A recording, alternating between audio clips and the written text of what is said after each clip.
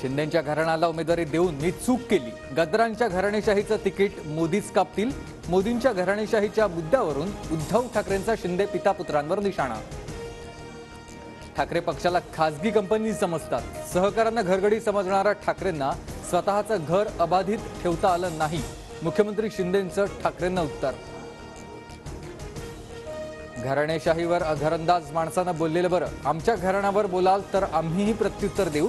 उद्धव ठाकरे यांचा पंतप्रधान मोदींवर पलटवार. 22 जानेवारीला काळाराम मंदिरात महाआरती करणार. राष्ट्रपती मुर्मूंनाही निमंत्रण. उद्धव ठाकरेंची माहिती. अयोध्येत राष्ट्रपतींकडून प्राणप्रतिष्ठापना करा, ठाकरेंची मागणी. उद्धव ठाकरे कल्याण डोंबिवलीच्या दौऱ्यावर. ठाकरेंकडून शाखांना भेटी आणि कार्यकर्त्यांशी संवाद. ठाकरे कल्याणकडे येताना विक्रोळीत उद्धव ठाकरे. शिंदेंचा ताफा आजूबाजूला. शिंदेंचा ताफा ठाकरेंच्या बाजूनं वेगानं पुढे ठाण्याकडे रवाना. उद्धव ठाकरेंचं कल्याणमध्ये स्वागत दौऱ्याआधीच केले असते तर परिस्थिती वेगळी असती. श्रीकांत शिंदेंचा उद्धव ठाकरेंना टोला.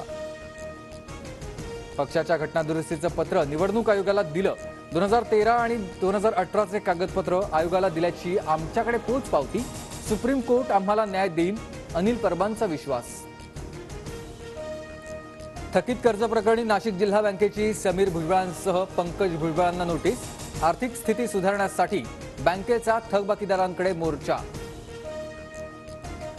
बीडमध्ये आज ओबीसी मेळावा. भुजबळांकडून ओबीसी एल्गार मेळाव्याचा टीझर जारी. तर भुजबळांच्या बीडमधील सभेला मराठा संघटनांचा विरोध. जरांगेंच्या आंदोलनाला विरोध नाही, पण कायदा हातात घेऊ नये. ओबीसी आरक्षण शाबूत ठेवा एवढीच मागणी. मंत्री छगन भुजबळांची प्रतिक्रिया. ठाण्यातील कोपिनेश्वर मंदिर परिसरात एकनाथ शिंदेंकडून डीप क्लिनिंग. ठाकरेंनीही स्वच्छता मोहीम हाती घेतली पाहिजे. शिंदेंचा ठाकरेंना टोला.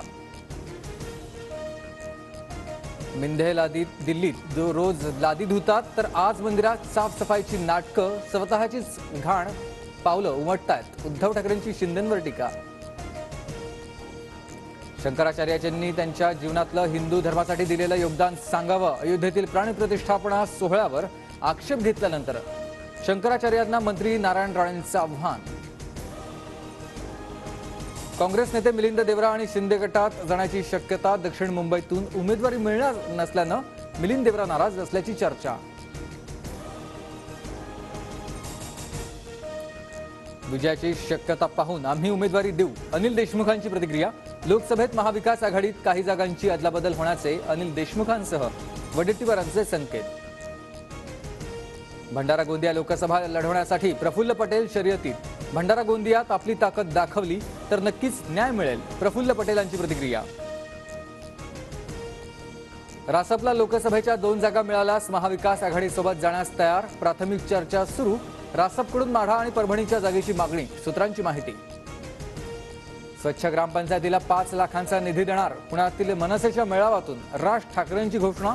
अयोध्येत 22 जानेवारीला कारसेवकांचं स्वप्न पूर्ण होत आहे. राज ठाकरेंची प्रतिक्रिया. मुंबईतील शिवडी न्हावा शेवा अटल सेतूवर वाहतूक सुरू. अटल सेतूवर वाहतूक पोलिसांचा बंदोबस्त.